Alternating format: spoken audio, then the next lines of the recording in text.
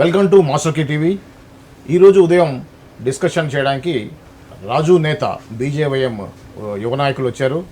రాబోయే పార్లమెంట్ ఎలక్షన్స్లో బీజేపీ యొక్క హవా ఎలా ఉండబోతుంది, ముఖ్యంగా మన తెలంగాణలో బీజేపీ యొక్క ప్రభావం ఎలా ఉండబోతుంది అనే విషయం మీద వారితో మాట్లాడదాం. నమస్తే రాజు గారు. నమస్తే రాజు నేత గారు. నమస్తే, welcome to our channel. Thank you very much. చెప్పండి రాజు గారు, బీజేపీ యొక్క ఇంపాక్ట్ అనేది తెలంగాణలో ఎలా ఉండబోతుంది? మీ కిషన్ రెడ్డి గారు మొన్న ప్రెస్ మీట్లో చెప్పారు, డబుల్ డిజిట్ రాబోతుంది మాకు అని. బీజేపీకి వస్తే ఇప్పుడు గత ఎలక్షన్స్లో 15% ఓటు వచ్చేసి 8 సీట్లు, 8 ఎమ్మెల్యే సీట్లు గెలిచింది కదా. సో ఏ ఒక్క కాన్ఫిడెన్స్ తోటి మీరు 10కి పైగా సీట్లు, పార్లమెంటు సీట్లు గెలుస్తాం అని అంటున్నారు? ముందుగా అందరికీ నమస్కారం అండి. ఖచ్చితంగా మాకు పూర్తి విశ్వాసం, నమ్మకం ఉంది.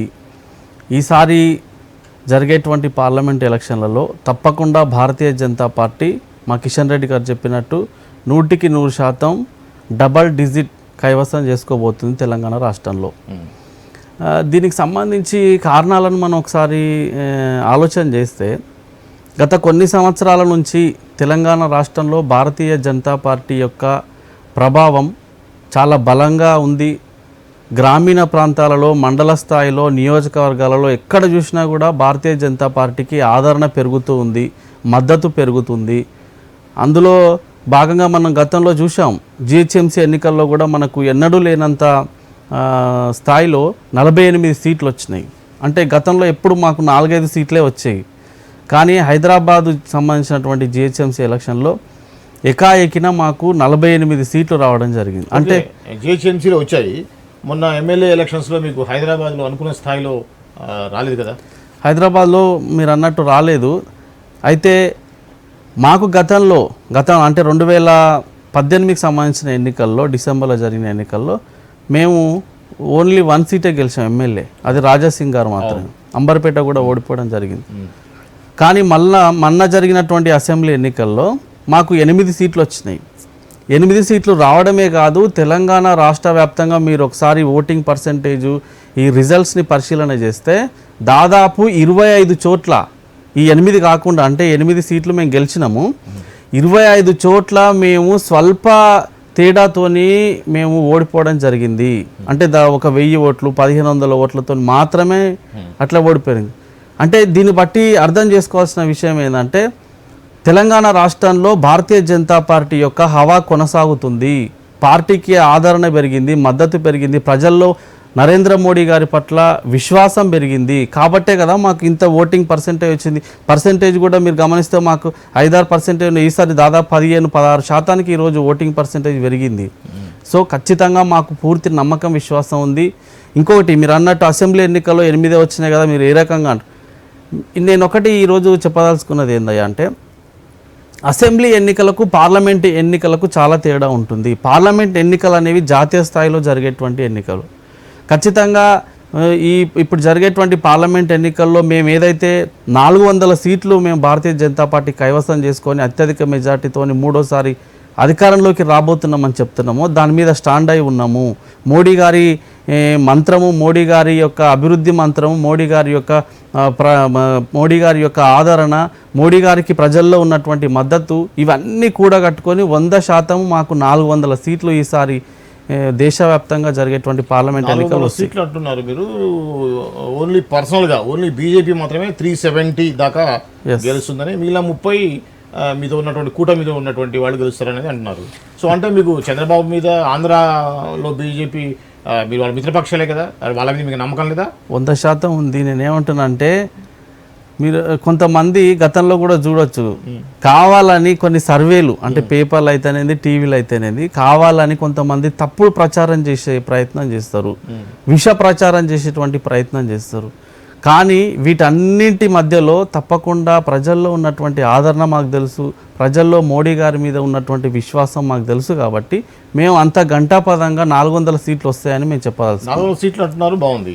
370 వ్యక్తిగతంగా బీజేపీ మాత్రమే సాధించి మిత్రపక్షాలకు కేవలం 30 వస్తాయని చెప్పడం ద్వారా మీరు మిత్రపక్షాలని తక్కువ చేసినట్టు కదా? అట్లేం కాదు కదా. ఇప్పుడు ఎన్డీఏ కూటమిలో మాది ఏదైతే నేషనల్ డెమోక్రటిక్ అలియన్స్ కూటమిలో ఉన్న పార్టీలందరినీ కలుపుకొని మేము ముందుకు పోతున్నాం కదా. గతంలో కూడా అలాగే జరిగింది, ఇప్పుడు కూడా అట్లనే జరుగుతుంది. మేము మిత్రపక్షాలకు ఎక్కడ కూడా 70 మీకు వస్తాయి, మొత్తంగా 400 వస్తాయి అంటే 30 మీ మిత్రపక్షాలకు వస్తాయని మీరు చెప్పినట్టే. మేము అట్లేం చెప్పలేదు కదా. 400 సీట్లు వస్తాయి, మా మిత్రపక్షాలను కలుపుకొని వస్తాయి. తప్పకుండా వాళ్లకు ఇవ్వాల్సినటువంటి ప్రియారిటీ అన్ని రాష్ట్రాలలో ఇస్తున్నాము, వాళ్ళకి ఇవ్వాల్సినటువంటి సీట్లను వాళ్ళకి ఇస్తున్నాము. తప్పకుండా మిత్రపక్షాలను కలుపుకొని తప్పకుండా ఎన్డీఏకి 400 సీట్లు వస్తాయి. మూడోసారి మళ్ళీ ప్రధానిగా నరేంద్ర మోడీ గారు ఉండబోతున్నారు. ఓకే, ఇప్పుడు ఇక మన తెలంగాణలో ఉన్నటువంటి లోక్సభ ఎన్నికల విషయానికి వస్తే కొత్త వ్యక్తులకి ఎప్పుడు లేని సాంప్రదాయానికి తెరదీస్తున్నారు మీరు. బీజేపీ అంటే బీజేపీని నమ్ముకున్న వాళ్ళకే అవకాశాలు వస్తాయని, లాంగ్ స్టాండ్లో ఎవరైతే రాజకీయాల్లో బీజేపీతో పాటు ఉన్నారో వాళ్ళకే అవకాశాలు వస్తాయనేది ఇప్పటిదాకా అనుకుంటున్నాం. అలాంటిది కొత్తగా వచ్చిన చాలామంది నల్గొండ నుంచి సైదిరెడ్డి కావచ్చు, నాగర్ కర్నూలు నుంచి రాములు వాళ్ళ సన్ కావచ్చు, అలానే బీబీ పాటిల్ కావచ్చు, ఇలాంటి కొత్త వ్యక్తులు తీసుకోవడం, వెంటనే వాళ్ళకి టికెట్లు ఇవ్వడం, ఏంటి ఎటు వెళ్తుంది మీ యొక్క బీజేపీ ప్రయాణం? ఒక్కటి మేము గతంలోనే చెప్పడం జరిగింది, భారతీయ జనతా పార్టీ అనేది పొలిటికల్ పార్టీ. మాది కూడా ఏం పాండబ్బా కాదు. ఖచ్చితంగా రాజకీయాలు చేయాల్సినప్పుడు రాజకీయాలు ఎన్నికల సందర్భంగా చేయాల్సిన రాజకీయాలను ఖచ్చితంగా చేస్తాము, గెలుపే లక్ష్యంగా ముందుకు పోతాం. అట్లా అని చెప్పేసి పార్టీలో పనిచేసేటువంటి కార్యకర్తలకు నాయకులకు చాలా సంవత్సరాల నుంచి త్యాగాలు చేసిన వాళ్ళకు కొట్లాడినకు సీట్లు ఇవ్వలేదా, వాళ్ళని తక్కువ చేసినట్ట అంటే అది కాదు. ఎన్నికల సందర్భంగా కొన్నిసార్లు రాజకీయంగా మనం కొన్ని పాచికలు వేయాల్సి వస్తుంది. సో అందులో మేము ఆ రకంగా రాజకీయాలు చేయడంలో తప్పు లేదు కదా. ఇప్పుడు గెలిచేటువంటి వ్యక్తులను మనం తీసుకొని గెలిచేటువంటి వ్యక్తులకు టికెట్లు ఇవ్వడం కారణంగా పార్టీకే మద్దతు పెరుగుతుంది కదా, పార్టీకే సీట్లు పెరుగుతాయి కదా. తద్వారా కార్యకర్తలకు నాయకులకు కూడా అది ఒక రకమైనటువంటి న్యాయం జరిగినట్టే కదా. ఎన్నికల్లో గెలిచిన తర్వాత ఆ నియోజకవర్గంలో ఉన్నటువంటి కార్యకర్తలకు నాయకులకు వాళ్ళకు కూడా ఒక శక్తి తయారైనట్టుగానే ఉంటుంది కదా పార్లమెంట్ పరిధిలో. సో భారతీయ జనతా పార్టీ అనేది కొత్త పుంతలను తొక్కుతున్న క్రమంలో, మార్పులను అన్ని పార్టీలు గమనిస్తున్న క్రమంలో ఖచ్చితంగా మా పార్టీ కూడా ఇతర పార్టీల రకంగా ఏ రకంగా మార్పులు వస్తున్నాయో, మా పార్టీ మనుగడ సాధించాలంటే, మా పార్టీ అభివృద్ధి చెందాలంటే, మా పార్టీకి సీట్లు రావాలంటే ఖచ్చితంగా మేము కూడా కొన్నిసార్లు రాజకీయాలు చేయాల్సి వస్తుంది. దాంట్లో తప్పేముంది, ఓపెన్గా చెప్పదలుచుకున్న ఈ విషయంలో. మీరు చేసే రాజకీయాలు నివ్వరబోయే రాజకీయాలు జరుగుతూ ఉన్నాయి. ఇప్పుడు హైదరాబాద్ సీట్ వస్తే ఓవైసీని గెలిపించడానికి కోసం మీరు చాలా శతవిధాల ప్రయత్నం చేస్తున్నట్టుగా రాజకీయ వర్గాలు, మామూలు జనాలు, జర్నలిస్టులు అనుకుంటున్నారు. ఇది జోక్ ఆఫ్ ద ఇయర్ అంటారు దీన్ని. ఏ రకంగా మేము ఓవైసీ కానీ మా ప్రధాన శత్రువే కదా ఓవైసీ.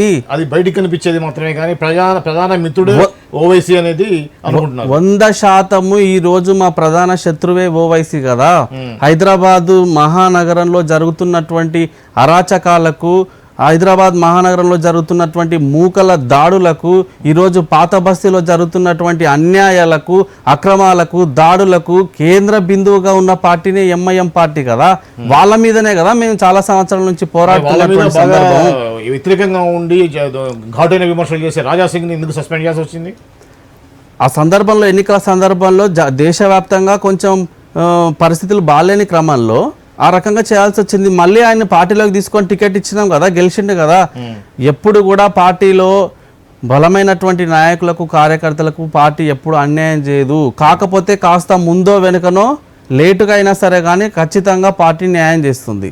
ఈరోజు మీరు అంటున్నట్టు ఎంఐఎం పార్టీని గెలిపించాల్సినటువంటి అవసరం మాకేముంది? దేశవ్యాప్తంగా ఉన్నటువంటి ఎంఐఎం పార్టీకి మాకు లాలూచి ఎందుకు ఉంటుంది? దేశవ్యాప్తంగా ఉన్నటువంటి ముస్లిం ఓటు బ్యాంక్ మొత్తం కాంగ్రెస్ ఓటు బ్యాంకు. ఆ కాంగ్రెస్ కొట్టడం కోసం ఎంఐఎం సపోర్ట్ చేసి మీరు లాభపడతారు అనేది దట్ ఈస్ నాట్ కరెక్ట్. 100% మా పోరాటం ఎంఐఎం పార్టీ మీదనే ఉంటుంది. పాత బస్తీలో జరుగుతున్నటువంటి అరాచకాల మీద, అన్యాయాల మీద తప్పకుండా మా పార్టీ ప్రశ్నిస్తుంది. ఒకటేనండి, ఈరోజు గతంలో కూడా చాలా సందర్భాల్లో చెప్పినాం, ఈరోజు రాజ్యాంగంలో ఉన్నటువంటి సూత్రాలు, తర్వాత రాజ్యాంగం ప్రిన్సిపల్స్ అవన్నీ కూడా దేశవ్యాప్తంగా ఒక రకంగా ఉంటాయి, పాత బస్తీల్లో ఒక రకంగా ఉంటాయి. దీన్ని ఏ రకంగా మనం సమర్థించాలి? ఈరోజు రూల్స్ అండ్ రెగ్యులేషన్స్ అంటే అందరికీ ఒకే రకంగా ఉండాలి కదా. పాత బస్తీల్లోనేమో ఒక రూల్ ఉంటుంది, కొత్త బస్తీలో ఒక రూల్ ఉంటుంది. దీన్ని ఏ రకంగా సమర్థిస్తారు? చెప్పండి. ఇప్పుడు నెంబర్ ప్లేట్ లేని బండి మీద 3-4 ఎక్కి తిరుగుతారండి పాత బస్తీలో, అయినా కేసులు ఉండవు, అయినా చలాన్లు వేయరు పాత బస్తీలో.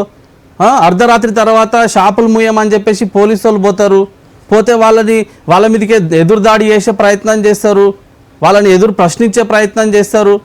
ఒకవేళ విద్యుత్ శాఖకు సంబంధించినటువంటి అధికారులు విద్యుత్ ఛార్జీలు వసూలు కోసం పోతే వాళ్ళ మీద ఎదురుదాడి చేస్తారు పాత బస్తీలో. ఏంది, ఎక్కడ పోతుంది మన ప్రజాస్వామ్యం, ఎక్కడ పోతుంది మన రాజ్యాంగ విలువలు, ఎక్కడ పోతున్నాయి మన యొక్క రూల్స్ అండ్ రెగ్యులేషన్స్ ఎక్కడ పోతున్నాయి? కానీ ఇవేవి కూడా తెలంగాణ రాష్ట్రంలో ఉన్న గవర్నమెంట్కు పట్టవు. మీకు సిటీలో పట్టుంది బీజేపీ కొంత, ఓల్డ్ సిటీలో మీరు చేసే 100% ఈసారి నేను చెప్పదలుచుకున్న ఈ సందర్భంగా, ఈ వేదిక సందర్భంగా, హైదరాబాదు ఎంపీ స్థానాన్ని భారతీయ జనతా పార్టీ గెలుచుకోబోతుంది. అంటే మీరు మాధవీలత ఎవరైతే ఇప్పుడు ఎంపీ క్యాండిడేట్ చాలా స్ట్రాంగ్ క్యాండిడేట్, 100% గెలవబోతున్నాం, 100% గెలవబోతున్నాం. ఓకే, ఇందులో ఎటువంటి అనుమానం, డౌట్ అవసరం లేదు. ఈసారి ఎంఐఎం యొక్క పార్టీ యొక్క పునాదులను పెకిలించడం కోసం భారతీయ జనతా పార్టీ కంకణం కట్టుకుంది. అందులో భాగంగానే మాధవీలత గారికి టికెట్ ఇచ్చినాం. 100% మీరు ఈసారి గెలవబోతున్నాం మేము. ఓకే, ఇక మన రాష్ట్ర విషయానికి వస్తే ఫోన్ ట్యాపింగ్ వ్యవహారంలో ఇప్పుడు ఘాటుగా వేడివేడిగా చర్చలు జరుగుతూ ఉన్నాయి. మొన్న రీసెంట్గా కిషన్ రెడ్డి గారి ప్రెస్ మీట్లో కూడా మొత్తం ఫామ్ హౌస్ నుంచే స్కెచ్ చేశారు. మొత్తం దర్శకుడు, నిర్మాత మొత్తం కేసీఆర్ కుటుంబం ఇన్వాల్వ్మెంట్ ఫుల్గా ఉంది. దాన్ని అంత సిబిఐ ఏం చేయాలా, వాళ్ళ మీద సుమోటోగా స్వీకరించాలి అనేటువంటి చాలా ఘాటుగా మాట్లాడారు కదా. మీరు స్టాండ్ ఏంటి దాని మీద, మీరేమంటారు? ఒకటండి, ఈరోజు మీరు దేశ చరిత్రలో మొత్తం కూడా గమనించండి, ఫోన్ ట్యాపింగ్ అనేటువంటి వ్యవహారం మీద కేసు నమోదైన మొట్టమొదటి రాష్ట్రం తెలంగాణ రాష్ట్రం. దేశవ్యాప్తంగా ఇప్పటి వరకు ఎక్కడ కూడా కేసు నమోదు. ఈరోజు గత 10 సంవత్సరాల కాలంలో ఎవరైతే అధికారంలో ఉన్నటువంటి ప్రబుద్ధులు ఉన్నారో, ఇతరులను బెదిరించడం కోసం, డబ్బులను వసూలు చేయడం కోసం, మా పార్టీకి మీరు రాకపోతే మీ యొక్క అంతు చూస్తామని చెప్పేసి ఇట్లా ఎన్నో రకాలుగా బెదిరింపు రాజకీయాలకు పాల్పడినటువంటి వ్యక్తులు ఈరోజు ఫోన్ ట్యాపింగ్ ద్వారా చేయడం జరిగింది. ఇప్పుడున్నటువంటి ముఖ్యమంత్రి గారు స్వయంగా చెప్పారు కదా, రేవంత్ రెడ్డి గారు, ఏమని, భార్యాభర్తలు కూడా గత 10 సంవత్సరాల కాలంలో మాట్లాడుకున్నటువంటి మాటలను విన్నారు. అంటే 10 సంవత్సరాల కాలంలో స్వేచ్ఛ లేదు, స్వాతంత్రం లేదు, ఫ్రీగా భార్యాభర్తలు కూడా మాట్లాడుకునేటువంటి మాటలు విన్నారు కాబట్టి ఫోన్ ట్యాపింగ్ అనేది జరిగిందనేసి సాక్షాత్తు మన రాష్ట్ర ముఖ్యమంత్రి గారు చెప్పారు. ఇంతకంటే ఇంకా ఆధారాలు ఏముంటాయండి? అందులో పాత్రదారులు ఎవరు, సూత్రధారులు ఎవరు, తర్వాత మాస్టర్కి ఎవరున్నారు, దాని వెనకాల నడిపించింది ఎవరు, ఆడింది ఎవరు, ఇవన్నీ కూడా తేలాల్సినటువంటి అవసరం ఉంది. ఈరోజు భారత రాజ్యాంగం ఏదైతే మనకు కల్పించినటువంటి హక్కులకు భంగం కలిగేటువంటి ప్రక్రియ కదా ఇది ఫోన్ ట్యాపింగ్ అనేది. ఫోన్ అనేది సెంట్రల్ సంబంధించిన విషయం. టెలికమ్యూనికేషన్ అనేది సెంట్రల్ కింద ఉంటుంది. సెంట్రల్ గవర్నమెంట్ ఇప్పటిదాకా ఏం చేసింది, సెంట్రల్ గవర్నమెంట్ ఇంటెలిజెన్స్ ఏం చేసింది? మేము అదే కదా, మా కిషన్ రెడ్డి గారు కూడా ఇదే డిమాండ్ చేసినాం కదా. మేము ఫోన్ ట్యాపింగ్ వ్యవహారాన్ని సిబిఐకి అప్పచెప్పామని చెప్పినాం కదా. సిబిఐకి అప్పచెప్పండి, డెఫినెట్గా అందులో ఏమేం జరిగింది, ఎవరెవరు ఉన్నారు, అందులో కీలకంగా వ్యక్తులు ఎవరు, వాళ్ళ అంతు చూసేటువంటి బాధ్యత కేంద్ర ప్రభుత్వానికి అప్పచెప్పామని చెప్పినాం, సిబిఐకి ఇవ్వమని చెప్పినాం. వీళ్ళకి చేల్చుకోవాల్సినటువంటి అవసరం ఉంది కదా. ఈరోజు అరెస్టుల పర్వం కొనసాగుతుంది ఫోన్ ట్యాపింగ్ విషయంలో. ఎవరెవరు అందులో ఉన్నారు, ఎవరు బెదిరించారు, ఎవరి ప్రయోజనాల కోసం ఎవరిని వాడుకున్నారు, ఇవన్నీ కూడా తేలాలి కదా. ఖచ్చితంగా తేలుతాయి. మాకు పూర్తి విశ్వాసం ఉంది, ఇందులో ఎవరైతే ముద్దాయిలుగా ఉన్నారో వాళ్ళు ఖచ్చితంగా ఈ ప్రభుత్వం అరెస్ట్ చేస్తుందని, వాళ్ళకు తగిన శిక్ష పడుతుందని మేమైతే పూర్తిగా నమ్ముతున్నాం. ఇప్పుడు కామన్ ఓటర్ ఏమనుకుంటున్నాడంటే, బీజేపీకి ఇప్పటిదాకా గుర్తు రాకుండా వాళ్ళు చేసిన అక్రమాలు పార్లమెంట్ ఎలక్షన్స్ అప్పుడే గుర్తొచ్చాయా? ఎమ్మెల్యే ఎలక్షన్స్ అప్పుడు ఎందుకు మీరు ఈ విషయాలను తీవ్రంగా తీసుకుని ఏం అక్రమాలు చేసినామండి మేము? ఏం అక్రమాలు? మీ అక్రమాలు కాదు, వాళ్ళ అక్రమాలు మీకు ఇప్పుడే గుర్తొచ్చాయా? ఇప్పుడు లిక్కర్ కేసు ఉంది. లిక్కర్ కేసు విషయంలో మీరు ఎప్పటి నుంచో 2 సంవత్సరాల నుంచి 2022 నుంచి నడుస్తుంది. అది నడుస్తుంది. దాన్ని ఇప్పటిదాకా ఆగి ఎలక్షన్స్, ఎమ్మెల్యే ఎలక్షన్స్ అయిపోయిన తర్వాత మీరు అరెస్ట్ చేయడంలో మీ యొక్క ఉద్దేశం ఏంటంటే ఇప్పుడు జరిగేటువంటి లోక్సభ ఎన్నికల్లో పొందడం కోసం మాత్రమే?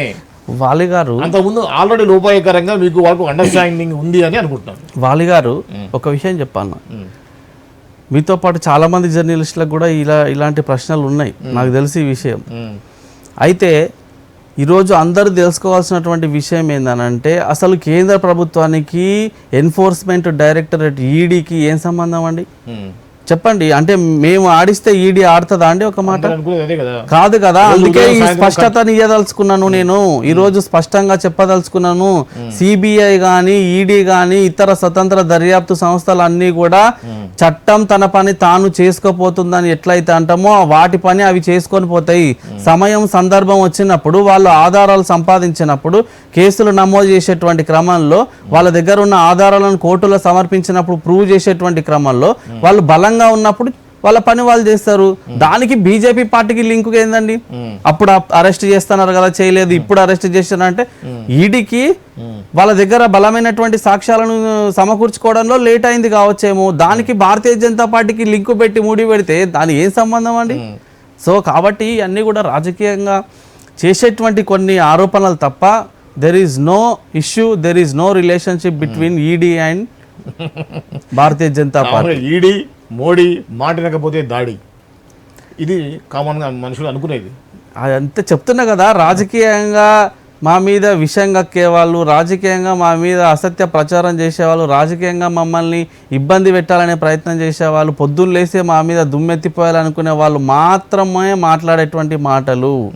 ఈరోజు గత 10 సంవత్సరాల కాలంలో ఒక్కటంటే ఒక్కటి అవినీతి మరక లేకుండా సమర్థవంతమైనటువంటి పరిపాలన చేస్తున్నటువంటి ఈ వ్యక్తి ఎవరన్నా ఉన్నారంటే ఈ దేశంలో ప్రధానమంత్రి మోడీ గారు.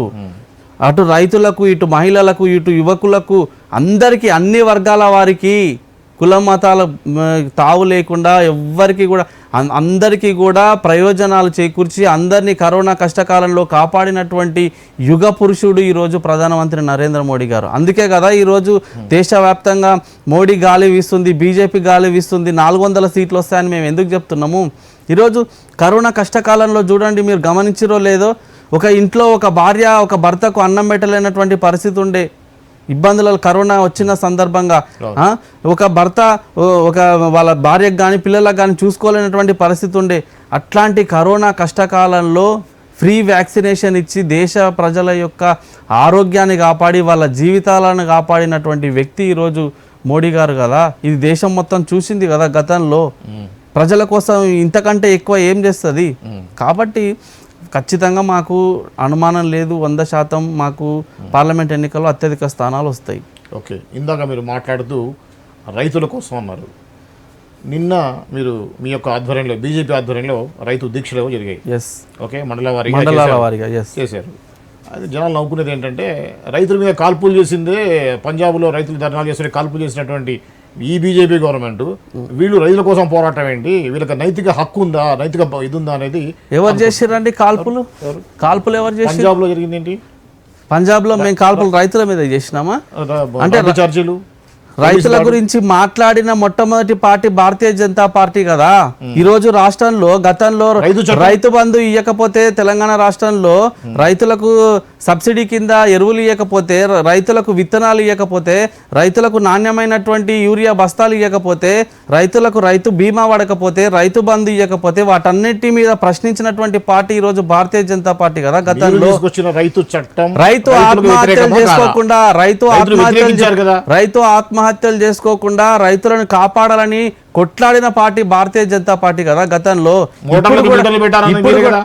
ఎవరన్నారు? చూపియండి ఎవరన్నారు? ఈ గతంలో ఎన్నికల్లో ఈ మాట మాట్లాడినటువంటి వ్యక్తులను మోటార్ కాడికే పంపించిర్రు, మీకు తెలుసు కదా. నేను ఏమంటున్నా అంటే, అన్నని మాటలను కూడా అన్నారని చెప్పేసి కావాలని బురదరుతే ప్రయత్నం చేస్తే ప్రజలకు అంతా తెలుసా?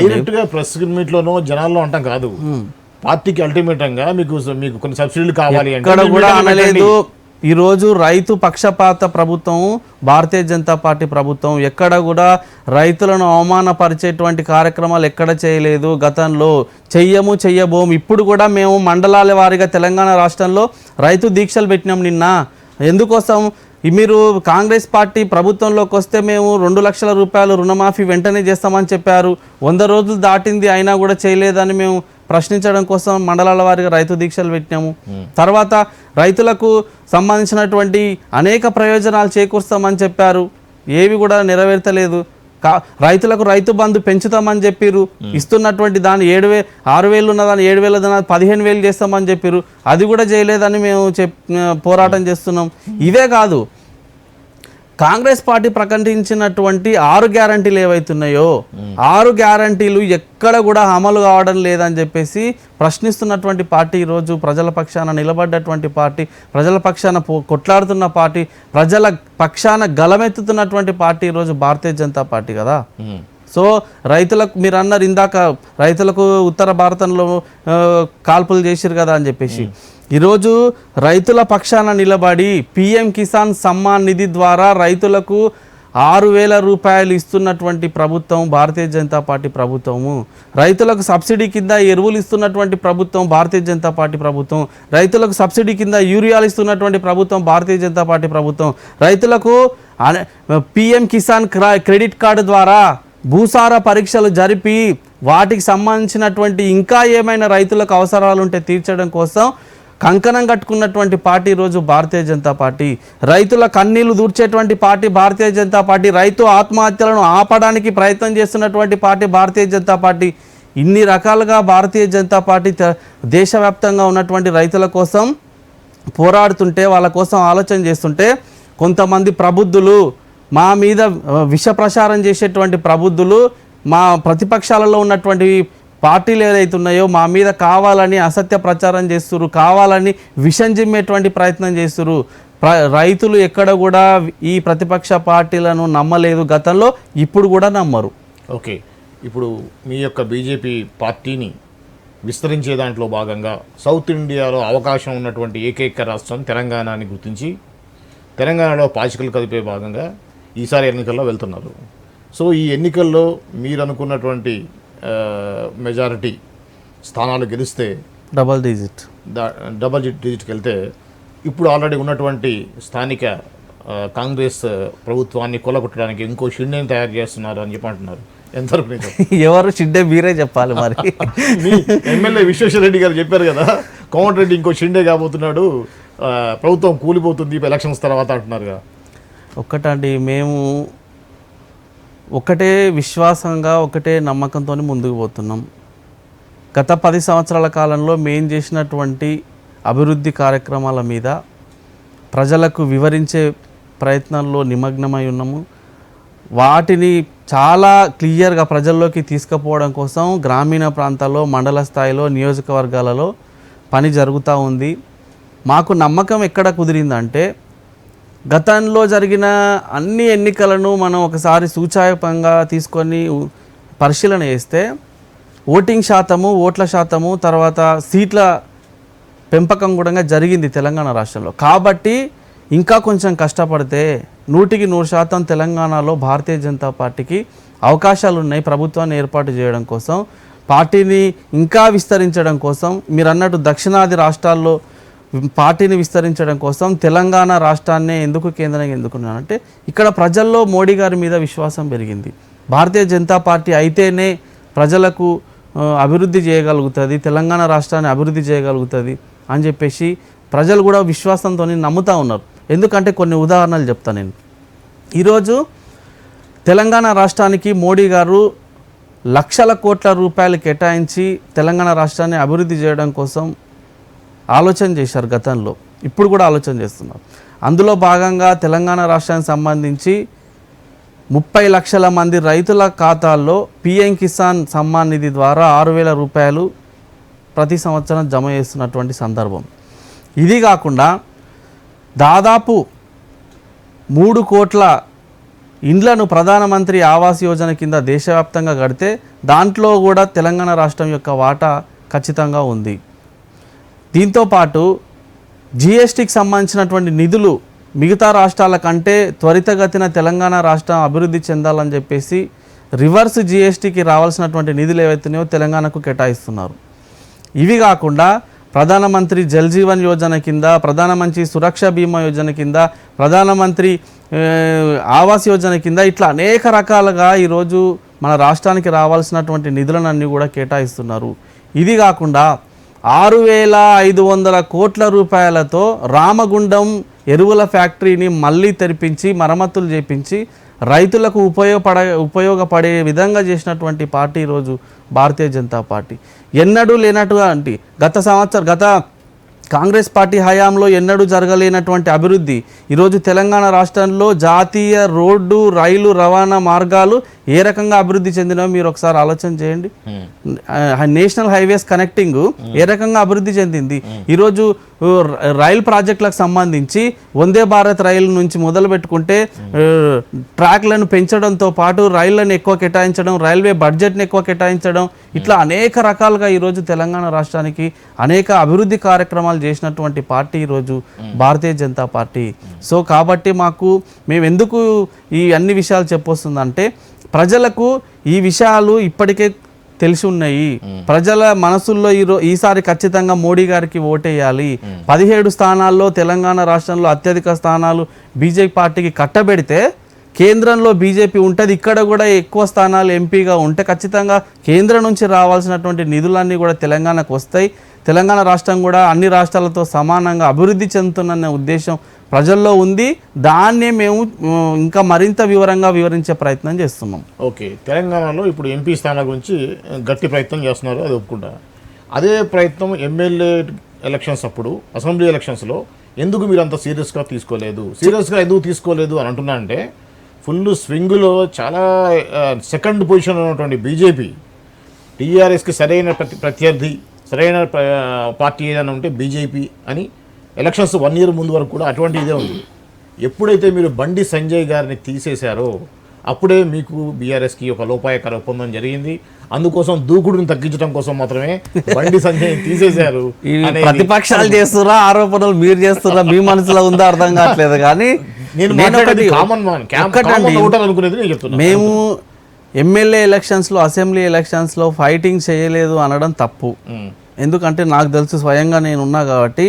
బండి సంజయ్ గారు ప్రజా సంగ్రామ యాత్ర పేరిట అన్ని జిల్లాలు తిరగడం, ప్రజలను పోయి నేరుగా కలుసుకోవడం, వాళ్ళ సమస్యలను వినడం చాలా జరిగినాయి కదా. ఇదే పాత బస్తీలో బిక్కుబిక్కుమంటూ హిందువులు ముస్లింలు కలుస్తున్నటువంటి ప్రాంతంలో అక్కడి నుంచి భాగ్యలక్ష్మి అమ్మవారి టెంపుల్ నుంచి ప్రజా సంగ్రామ యాత్రను ప్రారంభం చేసి పాత బస్తీకి మేము ఉన్నాము, ఇక్కడ ఉన్నటువంటి హిందువులు ముస్లింలు అందరూ కూడా ఐక్యంగా ఉండాలని చాటి చెప్పే ప్రయత్నం చేసింది బండి సంజయ్ కుమార్ గారు కదా.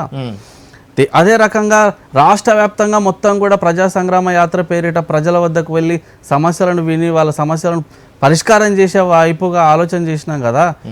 అది కాకుండా ఎమ్మెల్యే స్థానాలలో మేము అసెంబ్లీ సెగ్మెంట్లలో అన్ని చోట్ల కూడా 100% మేము ప్రయత్నం చేసినాము. మీరు అన్నట్టు సరే స్థానాలు తక్కువ వచ్చినాయి, మాకు రావాల్సిన స్థానాలు మేము ఏర్పాటు చేసేటువంటి ప్రభుత్వం ఇంకొకరు చేసిరు అనేది మీ ఆరోపణ కావచ్చు. కానీ కొన్ని సందర్భాలలో మనం ఎంత చేసినా కూడా ప్రజల్లో కూడా కొంచెం మార్పు రావడానికి టైం పడుతుంది. కాబట్టి ఆ రకంగా కొంచెం వెనుకడు, అంత మాత్రాన భారతీయ జనతా పార్టీ ఓడిపోయినట్టు పడిపోయినట్టు మళ్ళీ లేవనట్టు కాదు. 100% మళ్ళా రెట్టింపైన ఉత్సాహంతో ఈసారి వచ్చేటువంటి ఎన్నికల్లో మేము ప్రభుత్వాన్ని ఏర్పాటు చేయబోతున్నాం. ఇంకొక విషయం, మా పార్టీ ఎందుకింత శక్తివంతంగా, ఎందుకింత నిష్ఠతోనే ఆలోచన చేస్తుంది అంటే మేము ఒక సిద్ధాంతం మీద పోయేటువంటి party. BJP party is a very different party with other parties. Yes, అన్ని పార్టీల కంటే డిఫరెంట్ అయినటువంటి పార్టీ, దేశం కోసం ఆలోచన చేసేటువంటి పార్టీ, ధర్మం కోసం ఆలోచన చేసేటువంటి జాతిని సమైక్యంగా ఉంచడం కోసం, అఖండ భారత్ నిర్మాణం కోసం ఆ వైపుగా ఆలోచన చేస్తున్నటువంటి పార్టీ. కాబట్టి మా పార్టీకి సిద్ధాంతాలే పునాది, తప్పకుండా ఆ సిద్ధాంతాల మీద పోరాటం చేస్తాం. లేకపోతే 1980లో భారతీయ జనతా పార్టీ ఏర్పాటైనప్పుడు మాకున్న సీట్లు ఎన్నండి, 2 సీట్లు. ఇప్పుడు మా స్థానాల సంఖ్య గణనీయంగా పెరిగింది కదా, 300 పైచిలకు స్థానాలు ఈరోజు భారతీయ జనతా పార్టీకి ఉన్నాయి కదా. సో ఒక్కటే, మేము నమ్ముకున్నటువంటి సిద్ధాంతం మీద తప్పకుండా ఉంటాము, దాని మీదనే మాట్లాడతాము, దాని మీదనే ప్రజల కోసం, ప్రజలకు ఏ విధంగా ఉపయోగపడతాం అనేది ఆలోచన చేస్తాం, ప్రజల పక్షాననే నిలబడతాం, ప్రజల కోసమే కొట్లాట చేస్తాం. ఓకే అండి, నైస్, చాలా విషయాలు చెప్పారు. ఎలక్షన్స్ ఇంకా రాబోతున్నాయి కాబట్టి ముందు ఎలక్షన్స్ లోపు మళ్ళీ ఒకసారి కూర్చుందాం, మరిన్ని విషయాలు మాట్లాడుకుందాం. Thank you. ఇది ఈరోజు ప్రముఖ యువనేత శ్రీ రాజు నేత తోటి మనం మాట్లాడిన విషయాలు. మరిన్ని విషయాలతో మరో ప్రోగ్రాంలో కలుద్దాం. అంతవరకు చూస్తూనే ఉండండి మాస్టర్ కీ టీవీ.